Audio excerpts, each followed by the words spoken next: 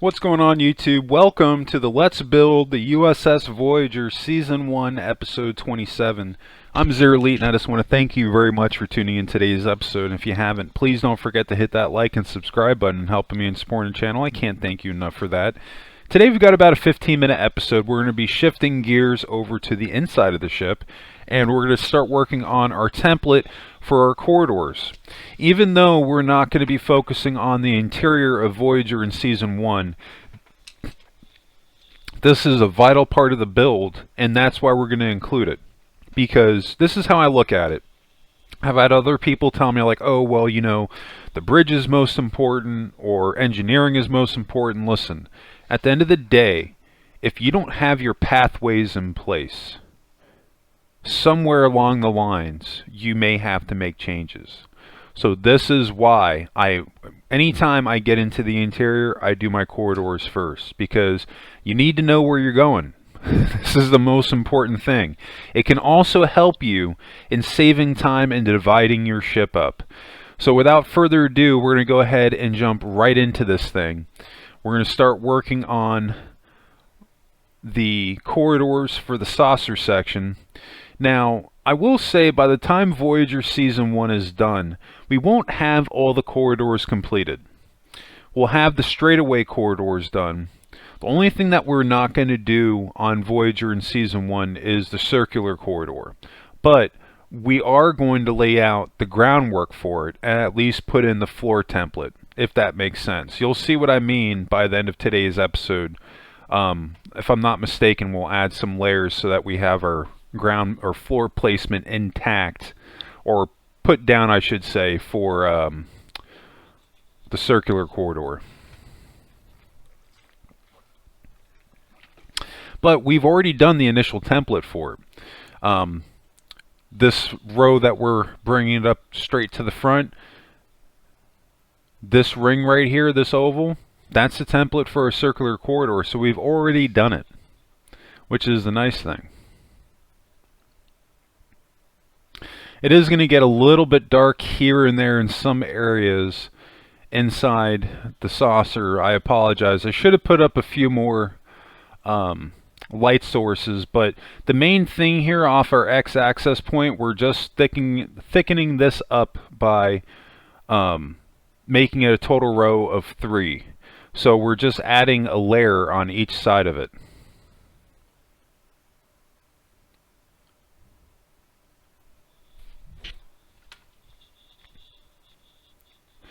Now, as you can see, I'm not bringing it all the way back to the back side of our oval that goes to the towards the tail end of the ship. The reason for that is because we'll be cutting off that very back end of it. We won't be able to utilize it.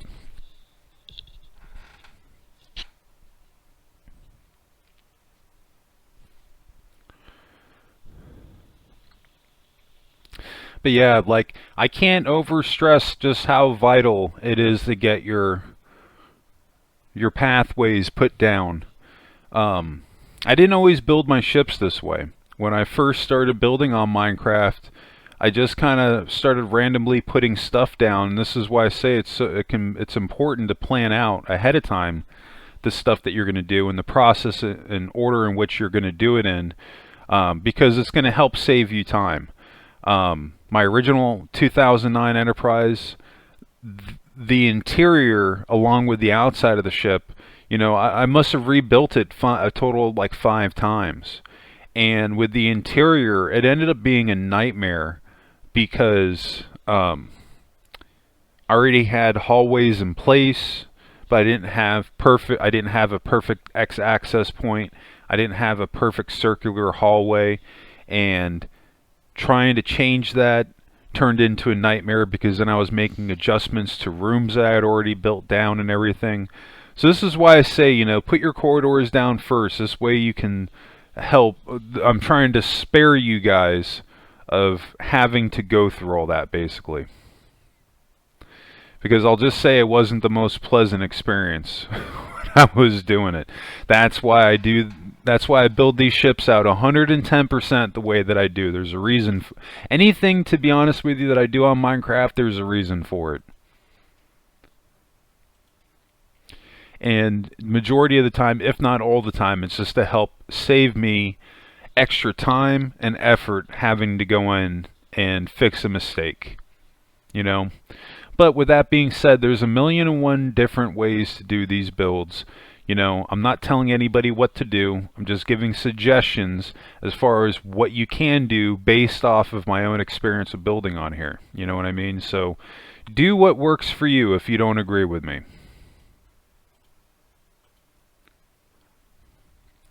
So now we're just getting rid of our original builder lines for X access point, and we're swapping them out with the light gray concrete.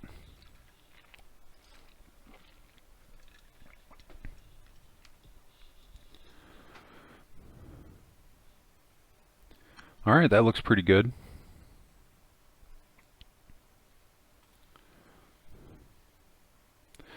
So now we're going to start working on our main hub, where our 4 straightaway corridors connect with each other. This is also ultimately what's going to connect the straightaway corridors with the circular corridors.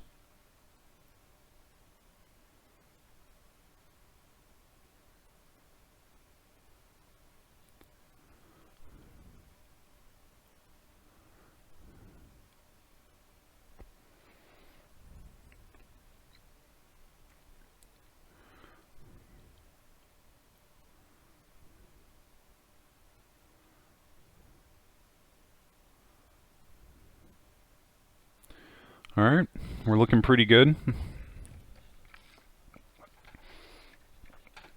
Get our light source in place, because it's going to get a little bit dark in here once we close some of this stuff in.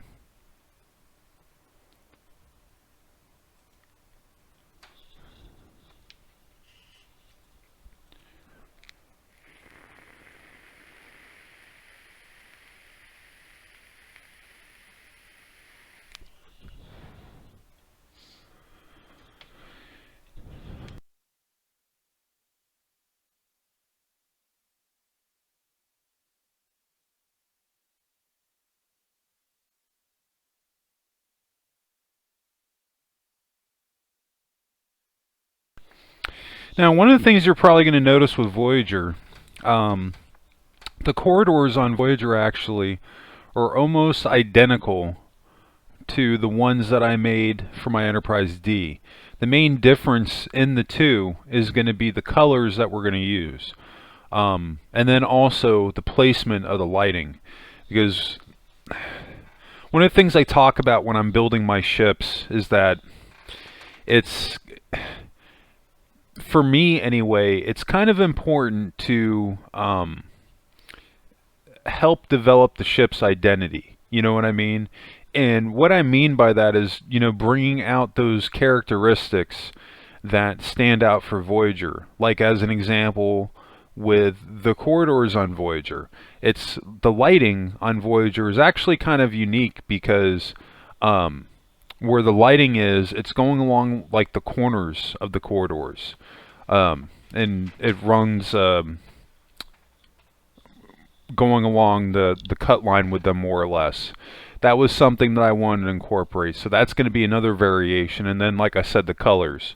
But at the same time, even though we're trying to identify Voyager's identity, so that way when we start walking through the interior that it feels like you're walking through Voyager, it's also kind of important that we establish this ship is a next generation era ship. So it would make sense that the designs for the corridors would match up between the two of them. But obviously they're going to have a different color palette, you know.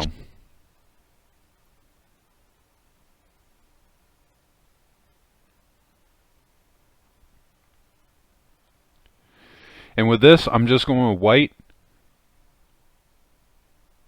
and gray concrete.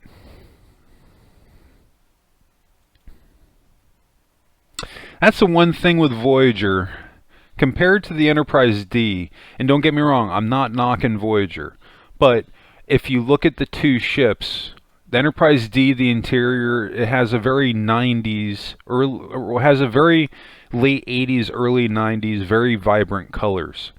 as opposed when you look at Voyager, it's a lot of grays. A lot of grays, a lot of different hues of white. And it has that same theme going all throughout the ship, both the inside and the outside.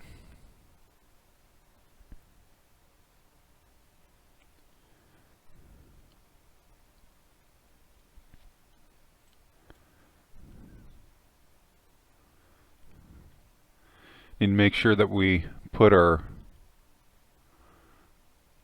I don't even know what you would call these. I guess they're junction lines within the corridors. Basically, the way I do it is I do a pattern of 3. And the reason I do a pattern of 3 is so that this way, if I want to add in any rooms, the rooms themselves, the doorway has to be at least 3 wide. So that's why I go in a pattern of 3. So that this way I have just enough room where I can put my doors in, where I'm not messing up my pattern.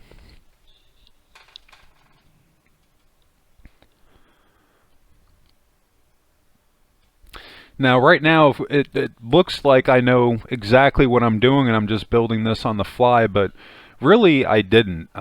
So pretty much what I did off camera ahead of time, I started basically doing my prep work for Voyager, and I started working on my corridors. I do this on every build. I set aside like an experimental build area so that I can go over, I can mess around. Like in this case, I started working on a couple of different templates for the corridors, and I started with like I think 6 variations. I was able to trim that down to 3, and then I started making more variations of that based off the last 3, and I just little by little narrowed it down and refined it to what you guys are ultimately going to see here. But I just love how these corridors came out. It's very simple, very reminiscent of the Enterprise D, but at the same time,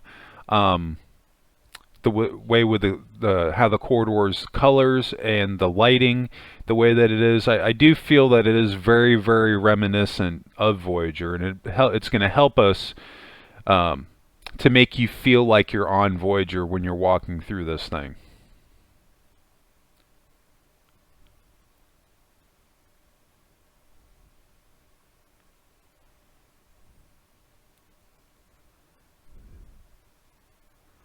Very important with the placement of the stairs that we're putting off that gray block. They should be upside down.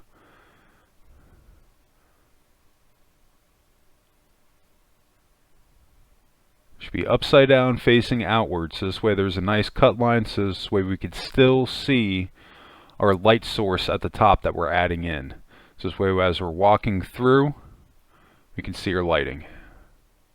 Just like you would on Voyager.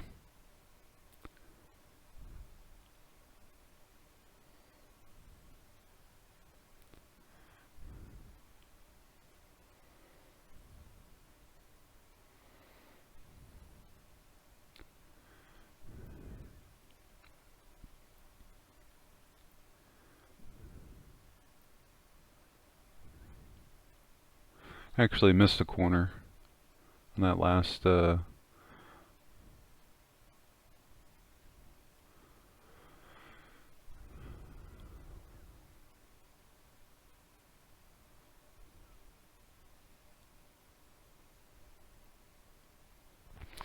see here, as long as you're following your pattern of 3, on that 4th row is when we're using that cyan terracotta. I don't even know why they call it the cyan terracotta, because it just looks like a muddier gray, which is great because it gives me a different shade of gray to work with. But I still wish that they had more color variations with the concrete blocks. I don't know, I like using the concrete blocks more than anything else because I feel like when you're building with some of the other blocks in Minecraft, it just gives you an undesired texture on them, and the concrete blocks help to keep it very nice and clean. So I wish that they had more of a variety of concrete in different colors, different shades of blues and reds and whatnot. but then also a full spectrum of half slabs would be fantastic on top of light blocks, just to make things easier. And I mean, hell, even quarter blocks would be fantastic in triangles. Like, that's the one thing, like, I don't understand. There's so much stuff that they could have added in Minecraft that they have still yet to add. I truly love this game. Ever since Mojang got bought out by Microsoft, all they care about is their pay packs. And don't get me wrong, some of them are kind of cool. Yeah, so you know, we don't need this T-bone in the middle because we're not going to have... Now that T-bone, I have that there to represent where we have automatic doors, but this hub, there's not going to be doors in the center. There's no practical reason to have it there, so we're going to take that out.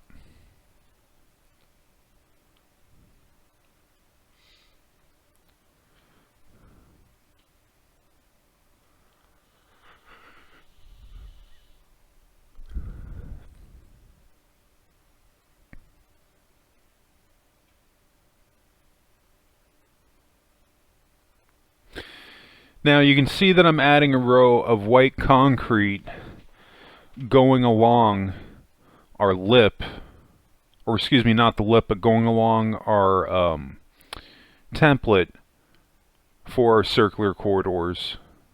We're going to do that going all the way around, adding a row to each side.